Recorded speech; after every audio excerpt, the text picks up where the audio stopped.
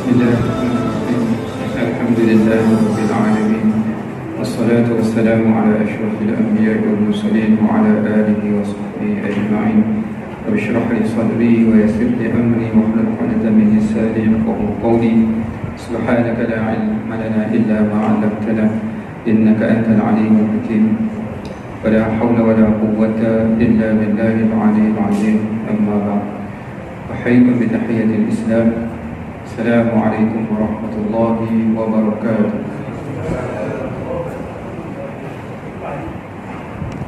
Alhamdulillah, syukur kita kepada Allah Subhanahu wa taala dengan izin kurnia Allah masih lagi kita ditakdirkan untuk berada di tempat yang baik, melakukan sesuatu yang baik.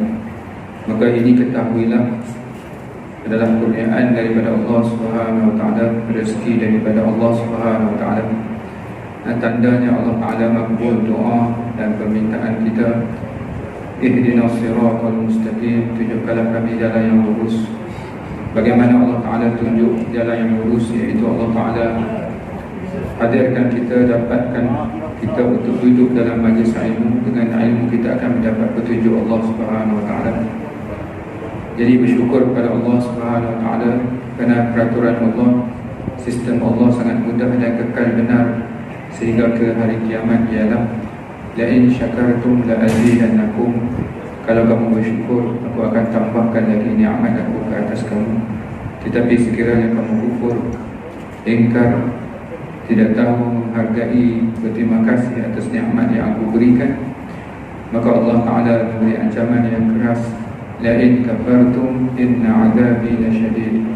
Sekiranya kamu kufur, maka sesungguhnya azab aku amat pedih. Jika baik, bersyukur kepada Allah Subhanahu wa taala. Jika ia adalah ujian ataupun musibah, bersabar, kerana Allah Ta'ala itu pastinya tidak menganiayai kita. Allah Ta'ala pastinya tidak menzalimi kita. Allah Ta'ala tahu kemampuan, keupayaan kita. Allah Ta'ala pastinya tidak menguji, melainkan Dia tahu hamba-Nya itu berupaya untuk menghadapi ujian tersebut. Dan Allah Ta'ala pastinya tidak berbuat sesuatu melainkan ada sebab dan hikmahnya. Jadi jika nikmat, syukur. Jika musibah ataupun ujian, bersabar. Inilah dua perkara yang mewarnai kehidupan seorang Muslim, yang menjadikan seorang Muslim itu pelik. Dapat nikmat, bersyukur. Dapat musibah, bersabar.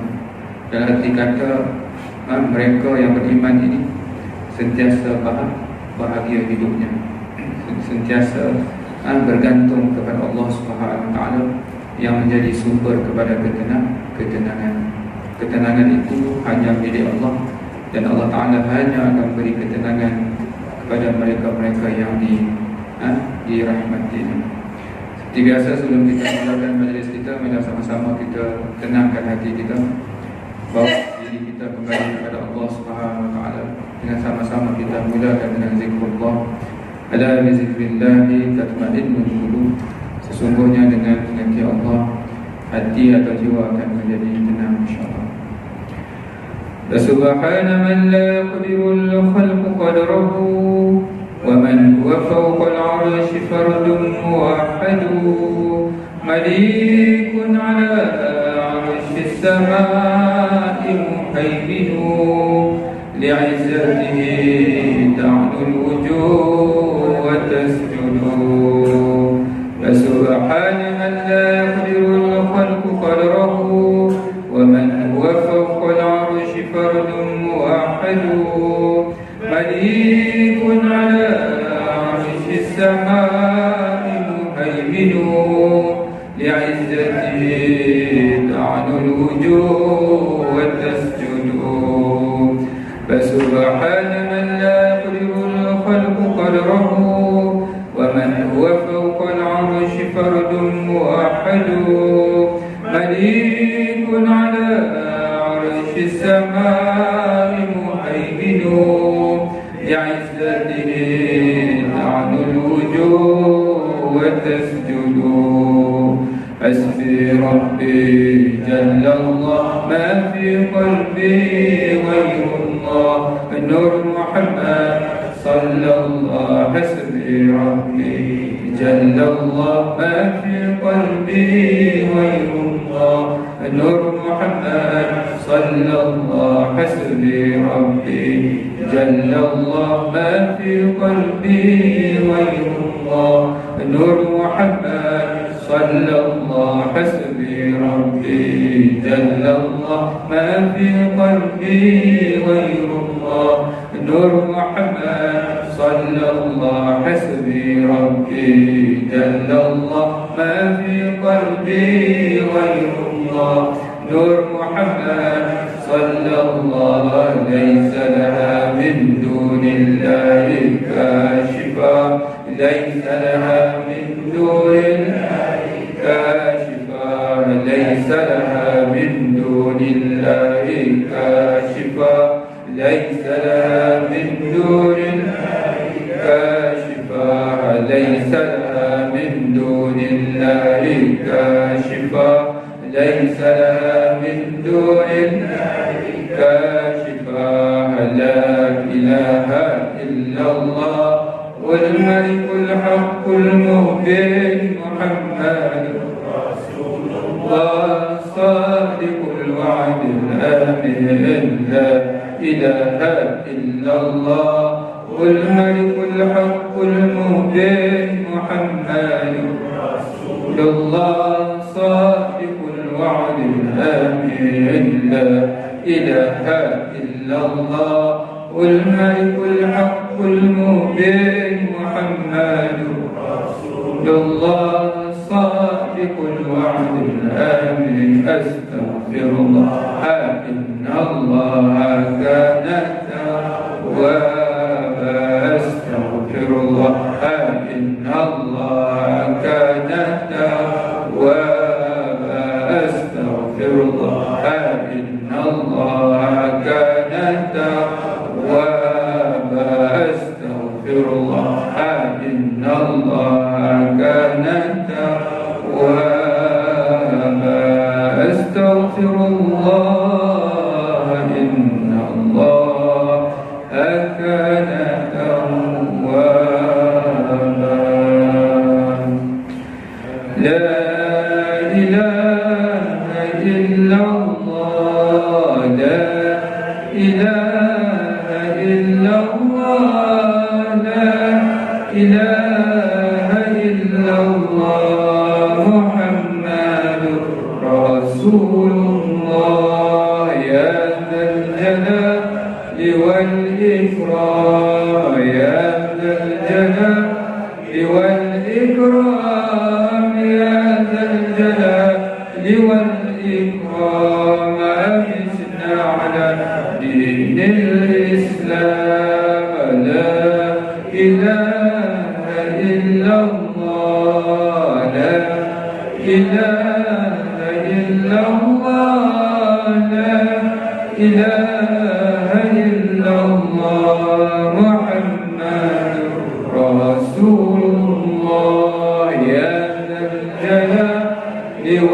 والإكرام يا ذا الجلال والإكرام يا ذا الجلال والإكرام أمتنا على دين الإسلام لا إله إلا الله لا إله إلا الله لا إله إلا الله محمد رسول الله يا ذا الجلال والإكرام يا ذا الجلال والإكرام يا ذا الجلال والإكرام أمتنا على دين الإسلام.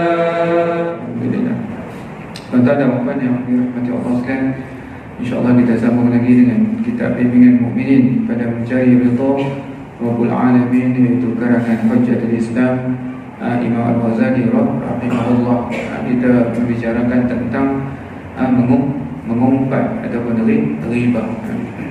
Jadi kita berhenti di sini. Secara mudahnya Mengumpat itu apa? Nabi sebut iaitu mengumpat itu anda menyebut perihal saudaramu dengan sesuatu yang dibencinya. Nanti kita sebut, kalau dia dengar dia tak suka, maka itu jatuh mengumpat maksudnya. Jadi mengumpat itu apa? Makan mayat saudara sendiri maksudnya. Jadi macam mana nak tahu Ustaz kata dia suka tak suka? Kita letak diri kita tempat dia. Kalau orang cakap kat kita pasal benda tu, kita suka. Saya pun tak suka juga. Itu dia jatuh mengumpat. Jadi tuan-tuan dan puan sekalian, jaga-jaga. Benda tu betul. Kalau benda tak betul, dia jadi fitnah pula.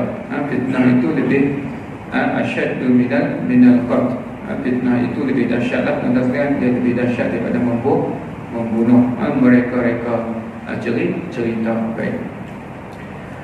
Yang dilarang ialah menyebut perihal saudaramu dengan lidah, sebab dengan sebutan anda dapat menyampaikan kekurangan-kekurangan saudaramu dan mendedahkan perkara-perkara yang dibenci. Itu yang saya merahkan tu, maksudnya itu dia punya intipati mengumpat.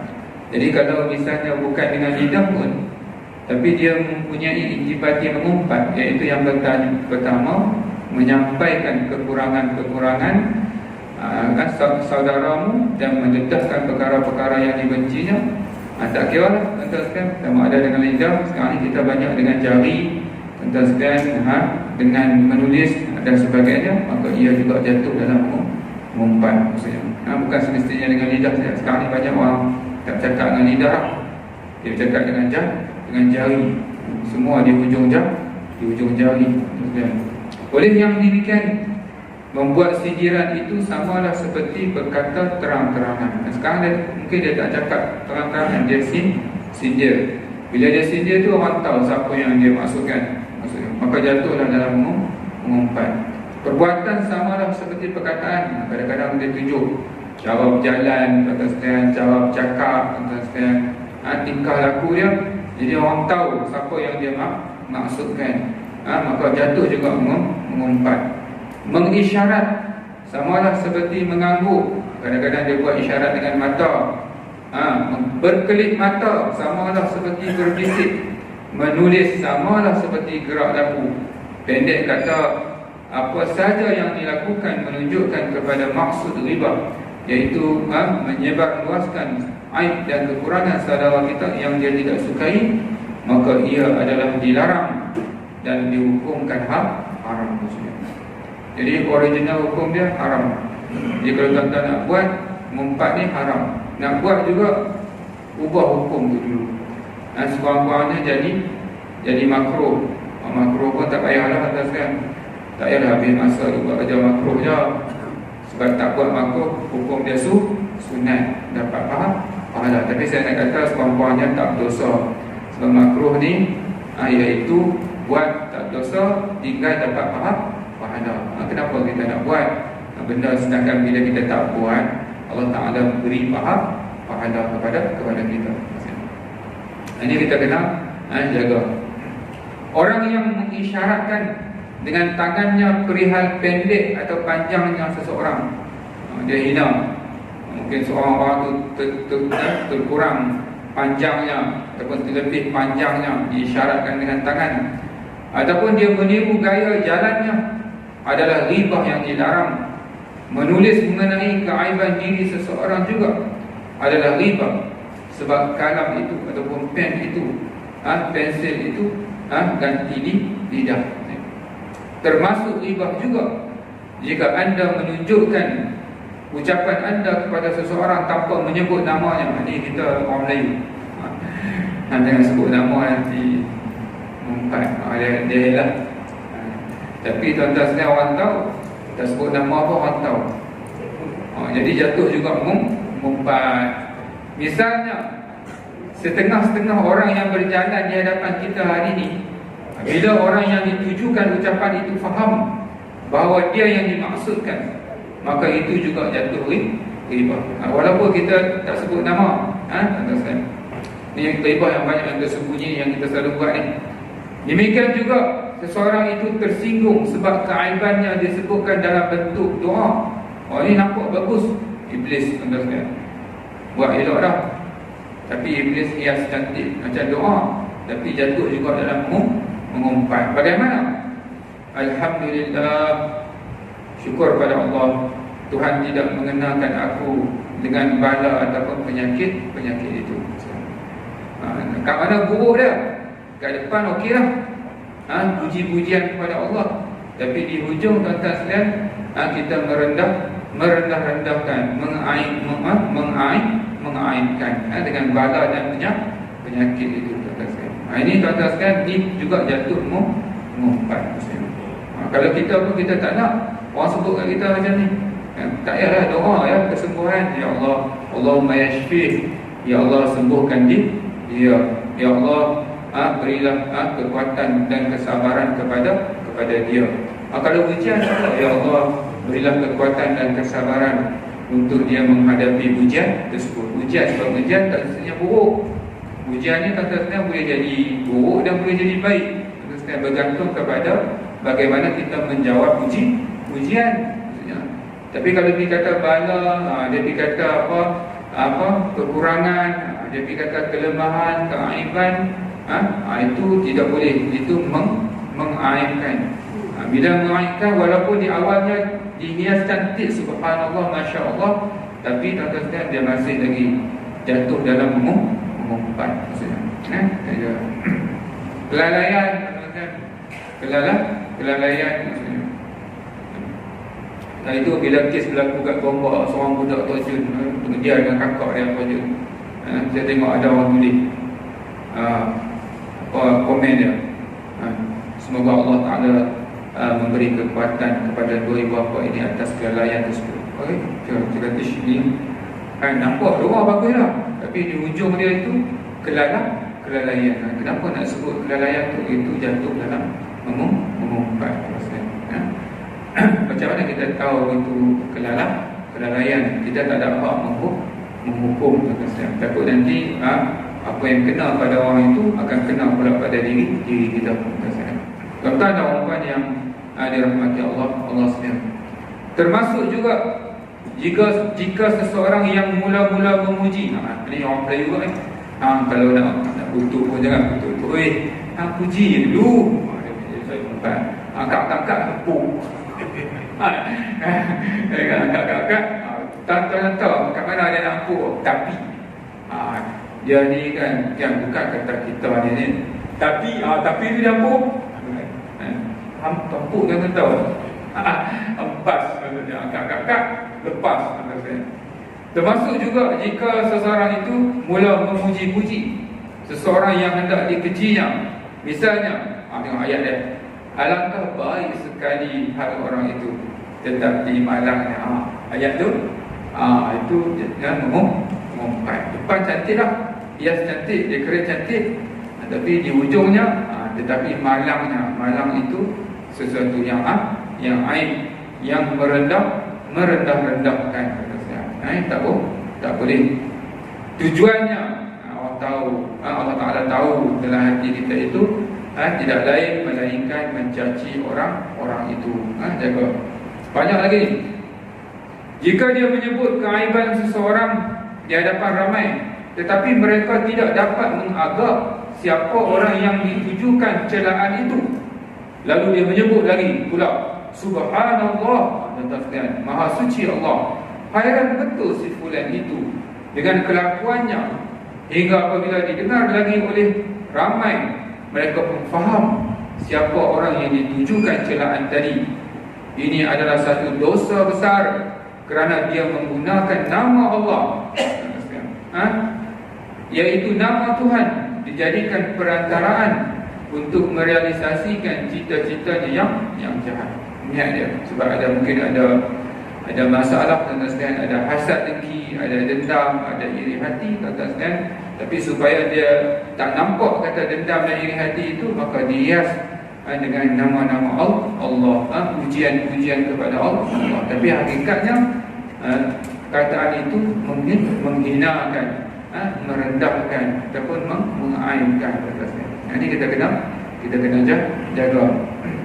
Dia berkata, ini lagi, sungguh sedih aku. Kita tengok ayat ni bagus. Nak zahirkan simpati, bagus. Sungguh sedih aku apa yang berlaku ke atas sahabat kita kerana kecuaiannya. Depan cantik lah.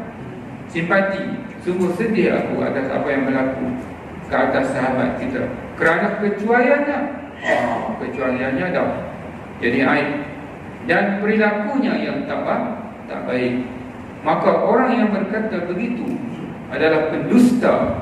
Sebab sekiranya dia benar-benar sedih, tentu dah dia tidak begitu senang melahirkan kepada orang ramai sesuatu yang akan dibenci sahabatnya. Ini tuan-tuan sekalian, tipu daya. Sebenarnya kita nak melepaskan kegembiraan kita, kebencian, hasad dengki kita. Jadi kita hias cantik, supaya nampak cantik, nampak macam tidak bercanggah dengan agama. Tapi hakikatnya tuan-tuan dan sekalian, Allah Ta'ala Maha mengetahui niat di dalam hati kita. Ini kita kena jaga-jaga. Ya. Orang kata dia nazak tapi stabil. Dia nazak tapi stabil. Saya tak pernah dengar lah tadi. Biasanya orang sakit lah. Orang sakit ni biasa kalau dia nazak dia tak stabil lah. Kalau stabil tak nazak macam tu lah. Dia tak boleh nazak. Simbolik lah, simbolik lah. Biasanya OND dia sakit. Yang itu kadang-kadang itu ada masalah dia. Masalah sebab utamanya orang-orang yang penting misalnya, sebab dia akan menyebabkan mungkin ketidakharmonian, maka statement-statement akan diperhatikan secara berhati-hatilah. Dia mungkin tutup dulu, mungkin benda tu memang dah nazak lah, tapi ada masalah. Jadi sebenarnya dia ada sebab dia buat tu. Itu kes-kes yang special. Kes-kes yang special kan. Tapi kita orang dengar ni ada kita dengar sebab dia tak boleh bergabung dua-dua tu. Nazak dan stabil dia tak boleh gabung maksudnya. Baik, tuan-tuan dan puan yang dirahmati Allah sekalian. Nazak ni tuan-tuan sekalian dia tak aib. Kalau nazak betul. Jadi bila sebutkan dia ada nazak, dia siapa-siapa yang nak pergilah melawat itu maksudnya itu tidak mengaibkan. Itu hakikat dia maksudnya. Hakikat dia. Dan dia tidak sesuatu yang mengaibkan maksudnya.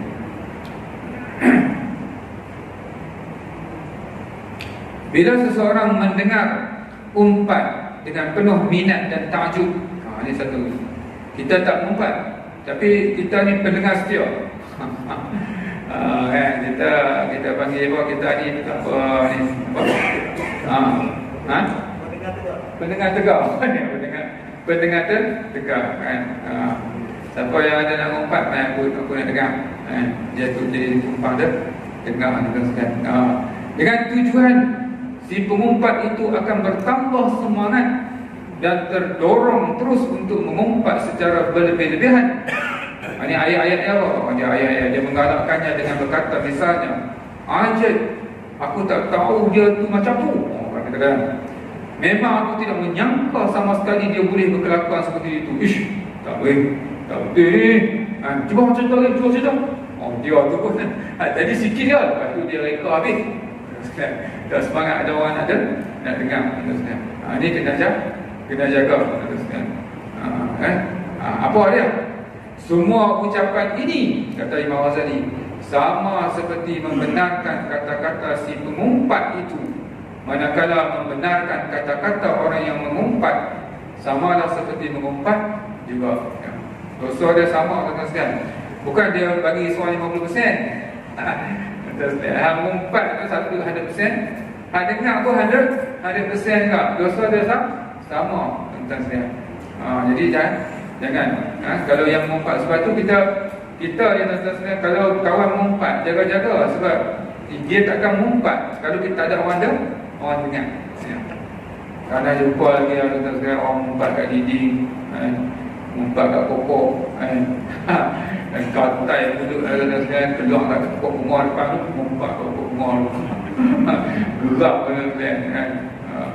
Tak pernah lagi lah orang kata steroid pula. Nanti dah saya rasa pokok tu mati dulu.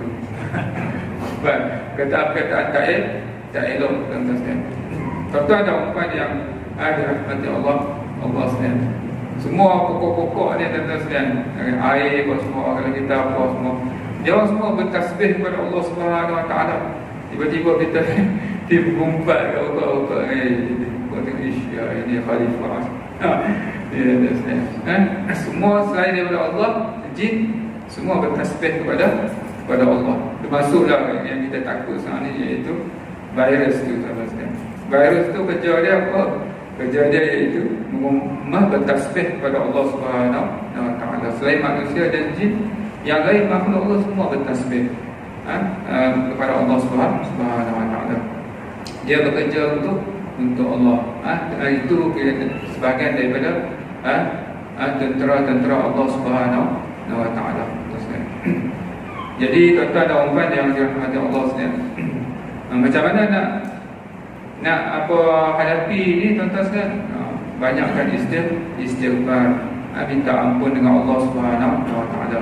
Sebab Allah Taala sebut ma asabaka min sayyi'atin fa min nafsik. Apa yang menimpa kamu daripada keburukan itu, ia adalah hasil daripada perbuatan kamu sendiri. Di samping ikut arahan daripada Kementerian Kesihatan, langkah penjagaan kesihatan, banyakkan istighfar kepada Allah Subhanahu Wa Taala. Sebab virus itu pun makhluk Allah Subhanahu Wa Taala juga. Yang mati itu bukan sebab coronavirus itu jadi asbab saja. Sebenarnya yang mati itu sudah sampai ajalnya, dan ajalnya itu diambil oleh malaikat maut. Cuma virus ini menjadi asbab. Setiap orang pastinya akan mati. Cuma bagaimana dia mati. Tuan-tuan dan puan yang dirahmati Allah sekalian, tengok makhluk yang kecil itu tuan-tuan sekalian, semua sistem kacau habis. Sistem kapal terbang, sistem ekonomi, semua kacau habis. Itu virus saja. Banyak lagi tunggu tuan-tuan sekalian. Dalam hadis tuan-tuan sekalian disebut bumi, air, angin semua minta kepada Allah Subhanahu Wa Taala. Nabi sebut air minta, ya Allah, aku tengok manusia ni buat maksiat, menderhaka, biar aku selesaikan mereka. Bumi kata, aku tengok banyak manusia menderhaka, buat maksiat kepada aku, biar aku selesaikan mereka. Angin kata, aku tengok setelah macam tu, rekam tengok mereka menderhaka kepada aku, biar aku selesaikan. Allah Ta'ala kata, jangan. Allah Ta'ala jangan tunggu. Kalau tidak, habis tuan-tuan. Dan sekarang ni bukan kata angin, bukan kata tanah. Kalau kita bumi dia goncang habis tuan-tuan, air, tsunami dan sebagainya. Ni barulah virus kecil. Tuan tak, maksudnya dah pelang kabut habis tuan-tuan sekalian. Tak nampak lagi, tak tahu lagi kesudahan dia macam mana tuan-tuan sekalian. Virus tak tahu. Pakar teknologi sains pun cari vaksin tak jumpa. Jumpa macam ni, dia mutate pula, mutation pula, dia berubah bentuk dia pula maksudnya. Tuan-tuan dan puan yang dirahmati Allah sekalian, kita sepatutnya bila berlaku benda besar yang macam ni, kita sepatutnya lebih kenal yang maha besar. Dia panggil apa? The grand design. The grand design ni maksudnya di sebalik benda yang besar ini adanya yang maha besar. Bagaimana yang maha besar ini, yang maha berkuasa ini, tuan-tuan sekalian, yang menguruskan segala-galanya. Tuan-tuan dan puan yang dirahmati Allah sekalian, sebab tu apa yang kita boleh buat tuan-tuan sekalian, nak tolong tak boleh. Jadi tuan-tuan sekalian, banyakkan istighfar. Kalau orang jumpa macam mana nak buat, banyakkan istighfar. Sebab apa? Sebab kadang-kadang Allah Ta'ala timpakan sesuatu musibah itu adalah sebab dosa-dosa kita.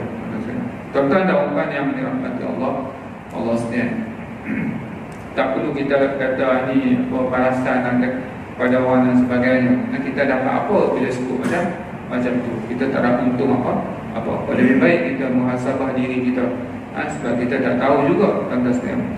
Kita juga banyak berdosa dengan Allah Subhanahu Wa Taala. Kita juga banyak aib, kita juga banyak zalim kata sekalian. Betul ada ungkapan yang dirahmati Allah sekalian. Hadis Nabi, bila mana seseorang mukmin dihinakan di hadapan mukmin yang lain. Kadang-kadang kita sembang kawan kita ni, tiba-tiba kawan kita mengumpat dan dia tidak menolongnya, kita dengar.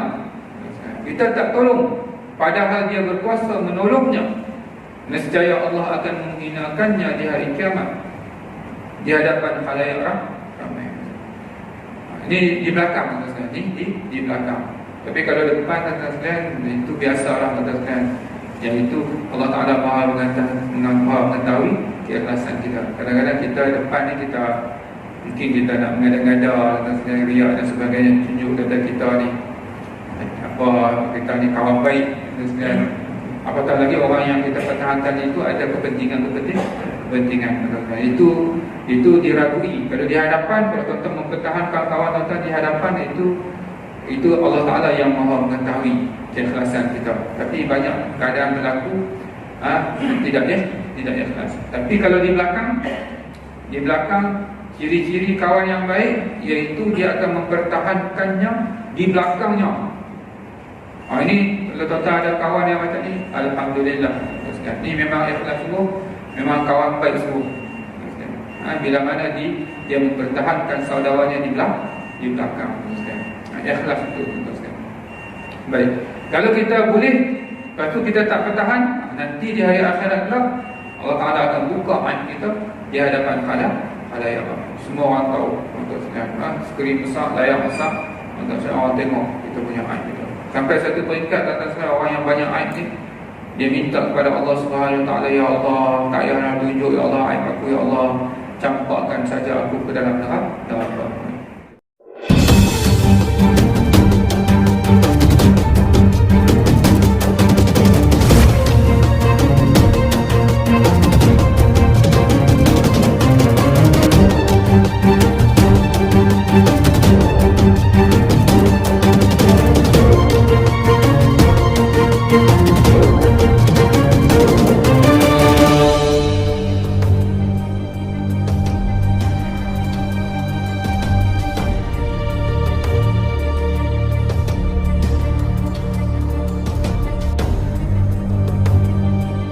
Jadi tuan-tuan dan puan yang dirahmati Allah sekalian. Jadi macam mana nak cari kawan yang macam ni? Ada tak kawan yang macam ni? Tuan-tuan tak payah cari ya? Itu nak jumpa macam mana Ustaz? Tak payah. Tuan-tuan tak payah cari. Sebab apa? Sebab tuan-tuan ni adalah kawan seseorang. Jadi tuan-tuan nak cari kawan payah, tuan-tuan ubah diri tuan-tuan. Kita yang mulakan dengan diri kita. Sebab pastinya kita ada kawan, kita adalah merupakan kawan yang lain. Maka kita kena buat macam tu. Kalau ada orang nak menghina kawan kita, nak mengaibkan kawan kita, kita cuba pertahankannya, perbetulkannya. Kalau ada salah faham. Mungkin kalau ada betul pun apa yang dia cakap tu betul, katakan. Tapi tuan-tuan sekalian, sebagai kawan, maksudnya kadang-kadang kita lebih tahu apa yang orang lain tak tahu. Sebab mungkin ada sebab dia buat macam tu, sebab dia apa. Kadang-kadang orang dengar luaran saja, orang tak tahu yang dalam. Mungkin kalau kita kawan ni, dia luahkan kat kita cuba pertahankan. Tuan-tuan dan puan yang dirahmati Allah sekalian, kita kalau kita bercakap ni berdasarkan pengalaman kata sebenarnya. Kalau kita bercakap ni pasal orang ni, kita tanya diri kita dulu, apa tujuan kita bercakap ni? Adakah tujuan kita bercakap tu kita mendapat sesuatu kepuasan? Kalau itu sesuatu kepuasan tu kepuasan apa? Adakah kepuasan itu kepuasan nafsu yang tidak menepati syarak ataupun bagaimana? Adakah dia menambah pahala? Adakah dia mendekatkan kita dengan Allah? Adakah dia menjadi satu amal baik kepada kita? Ini banyak yang kita bercakap ni, tuan-tuan, kita bercakap, kita dapat rasa macam satu kepuasan. Tapi hakikatnya dia terbit daripada jiwa kita yang sakit. Sebab itu bila nak cakap, muhasabah dulu. Untuk apa? Sebab itu orang yang beriman, tuan-tuan sekalian, yang kita kena perlu ikhtiar dan usahakan menjadi manusia yang beriman, manusia yang menjaga lidahnya. Dia bila dia bercakap, kalau boleh dia bercakap benda yang mendapat pahala. Bila orang dengar, tuan-tuan sekalian, mengingatkan orang pada Allah, mendekatkan orang dengan akhirat. Bila dia bercakap, perkataan dia jadi ilmu, tuan-tuan sekalian. Bukan bercakap tiba-tiba jadi permusuhan. Bila bercakap jadi benci, tuan-tuan sekalian. Bila bercakap, tuan-tuan sekalian, ada benda saja yang tak kena. Jadi kita muhasabah diri kita. Lebih baik kalau kita tak ada benda nak cakap, lebih baik kita diam. Sebab apa yang keluar itu, tuan-tuan sekalian, malaikat akan catat. Tak boleh masuk balik lah. Orang kata apa? Telajak perahu boleh diundur, telajak kata tuan-tuan sekalian, buruk padamnya. Boleh, tuan-tuan sekalian, telajak kata boleh minta maaf. Minta maaf, dia pun maafkan, tuan-tuan sekalian, tapi luka hatinya bila nak sembuh. Orang kata ibarat apa? Ibarat ambil paku ke dinding, tuan-tuan sekalian, kedekam masuk, tuan-tuan sekalian. Kalau dinding itu papan, ada yang papan pecah, tak tahan pakuan tersebut, tuan-tuan sekalian, pecah. Begitu juga hati orang. Kalau ada bercakap, tuan-tuan sekalian, hancur, lepuh hati orang, tuan-tuan sekalian. Okey, minta maaf, tuan-tuan cabut balik paku tu. Tuan-tuan tengok apa yang paku tu telah tinggalkan, luka yang dalam. Bila nak tertutup balik luka tu, tuan-tuan sekalian, kadang-kadang sampai mati, luka tu masih berlubang, tuan-tuan sekalian. Jangan ingat, bila kita bercakap, tuan-tuan sekalian, minta maaf, selesai. Tak, tuan-tuan sekalian. Allah Ta'ala Maha Adil, Allah Ta'ala Maha mengetahui, tuan-tuan sekalian. Balasan pastinya setimpal dengan perbuatan yang kita lakukan. Sebab itu jaga lidah kita. Lagi, barang siapa yang mempertahankan kehormatan saudaranya secara rahsia, nescaya, tuan-tuan sekalian, wajib atas Allah. Allah Ta'ala mana ada boleh wajibkan atas diri dia. Allah Ta'ala ni dia nak buat dengan tabat boleh, maksudnya mungkin dia boleh buat dengan tapi dia tak buat, maksudnya. Tapi di sini disebut kata wajib ni, maksudnya Allah Ta'ala itu memberi jaminan kepada hamba-hambanya. Kalau kamu jagalah kehormatan saudara kamu, teman kamu, aku pastikan, mewajibkan ke atas diri aku untuk mempertahankan kehormatan kamu di hari akhirat kelak. Tutup dosa-dosa kita, aib kita, tuan-tuan sekalian, daripada umur balik kita 15 tahun, kita banyak mana dosa-dosa kita. Dengan sebab kita menjaga, tuan-tuan sekalian, aib saudara kita, Allah Ta'ala menutup segala aib kita. Ini satu keistimewaan, tuan-tuan sekalian. Nampak orang biasa, ini bukan kata nanti ni, tuan-tuan sekalian, kadang-kadang orang biasa yang, tuan-tuan sekalian, tapi dia mendapat keistimewaan, tuan-tuan sekalian. Sebab apa yang penting daripada ilmu adalah amalan, tuan-tuan sekalian. Kalau kita banyak ilmu pun, tuan-tuan sekalian, tapi kita tak buat, tuan-tuan sekalian, tak ada makna juga. Kadang-kadang orang yang biasa, tapi dia pegang, tuan-tuan sekalian, dan dia beramal, tuan-tuan sekalian. Nanti kita di hari akhirat kelak kita akan terkejut, tuan-tuan sekalian, tengok orang-orang yang biasa, tuan-tuan sekalian, tapi dimuliakan Allah Subhanahu wa Ta'ala. Dan orang-orang yang kadang-kadang tinggi penghormatannya, diseret dengan keadaan mukanya telungkup di atas tanah dan dicampakkan ke dalam neraka. Sebab apa? Sebab ujian orang yang kadang-kadang berilmu ini, tuan-tuan sekalian, lebih berat daripada orang-orang yang biasa, tuan-tuan sekalian. Tuan-tuan dan puan yang dirahmati Allah sekalian. Sebab itu dalam Islam ni, tuan-tuan sekalian, keistimewaan selalunya datang dengan tanggungjawab. Lagi besar keistimewaan, lagi besar tanggungjawab. Sebab itu kalau tuan-tuan ada tanggungjawab yang ada kelebihan yang besar, tuan-tuan kena ingat, dalam Islam, privilege comes with responsibility. Kelebihan datang dengan tanggungjawab. Tak ada dalam Islam, tuan-tuan sekalian, dia menikmati banyak kelebihan tapi tanggungjawab kecil. Dia tak berlaku lah, tuan-tuan sekalian, dalam Islam. Dalam Islam, besar kelebihan, tanggungjawab, tuan-tuan sekalian, besar juga tanggungjawab. Ini, tuan-tuan sekalian, penting hari yang harus kita faham. Tuan-tuan ingat tak waktu tuan-tuan tengok gambar Spiderman tak? Tuan-tuan tengok waktu pakcik dia nak meninggal, pakcik dia cakap apa? Tak datang tengok apa, tak tengok apa. Kadang-kadang tengok nak budak-budak ada sebab tu uncle dia tu Peter, pakcik dia nak mati kan. Pakcik dia cakap apa? Great power come with great responsibility. Kuasa yang besar datang dengan tanggungjawab yang besar. Walaupun dia orang yang bukan Islam sebut macam tu, dalam filem macam tu, tapi ni Quran ni. Kalau tengok, tuan-tuan nak berhibur, kalau tengok filem-filem apa semua, tuan-tuan ambil mampu yang macam ni lah. Tuan-tuan tengok apa, tuan-tuan tak tengok lah, saya cerita. Tuan-tuan tengok Kung Fu Panda kan, Kung Fu Panda. Waktu dia nak select kan, siapa nak jadi dia punya warrior, apa tu panda tak boleh masuk kan. Tiba-tiba dia pun nak select tu, muncul dia bawa naik, jatuh tengah-tengah selection tu kan. Dia ada yang paling tinggi tu, apa yang paling tinggi kuah-kuah. Yang nombor 2 tikus kan. Tikus tu kata apa? Dia kata, this is accidental. Ni kebetulan. Kebetulan ni. Kuah-kuah tu kata apa? There is no such thing called accidental. Kuah-kuah kata, tidak ada yang sebenarnya yang namanya kebetulan. Ini tuan-tuan Quran ni Islamik. Mana ada dalam hidup kita kebetulan? Tak ada. Allah Ta'ala tak pernah buat kerja ikut kebetulan. Semua ikut skrip. Kebetulan tu ada dalam fikiran kita. Ya. Pasal apa kebetulan wujud dalam fikiran kita? Sebab kita melihat satu episod yang terpisah daripada keseluruhan skrip.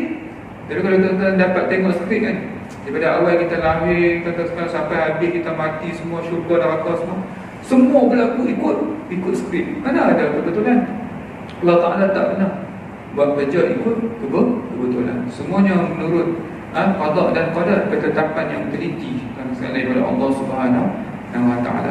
Ini tuan-tuan dan puan yang dirahmati Allah sekalian. InsyaAllah nanti kita akan sambung lagi pada siri yang akan datang. Sebab-sebab seseorang itu mengumpat, terjatuh dalam riba. Jadi cukuplah sekadar itu perkongsian kita. Moga apa yang kita dapat itu tidak ada gunanya melainkan untuk kita amalkan.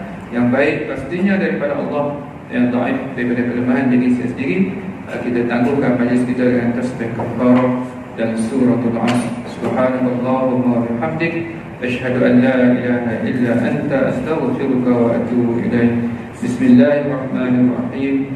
Wal 'asri innal insana lafi khusr illa alladhina amanu wa 'amilus shalihat wa tawassaw bil haqqi wa tawassaw bis sabr. Assalamualaikum warahmatullahi wabarakatuh.